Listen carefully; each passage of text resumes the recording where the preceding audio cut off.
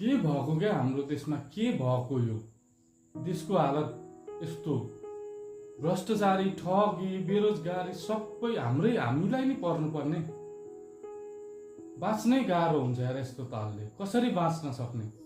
यी भ्रष्ट नेताहरूको काम छैन अब यिनीहरूलाई त जुत्तै हान्नुपर्छ मलाई थाहा छ म पनि यिनीहरूको र्यालीमा हिँड्थेँ पहिले सपोर्ट गर्थे पार्टीलाई त्यसो भए तैँले ती जस्ता भ्रष्टलाई किन सपोर्ट गरिस् जस्ताहरूले भोट दिएर आज देशको हालत यस्तो भएको छ थाहा छ यो कुरा त्यसैले अहिले बोल्दैछु सोचेको थिएँ यिनीहरूले देश बनाउँछन् भनेर गल्ती भयो मबाट अब त केही गर्नै पर्छ आवाज उठाउनै पर्छ हामी चुप लागेर बस्यौँ त्यसैले त नेताहरू ढुक्क छन्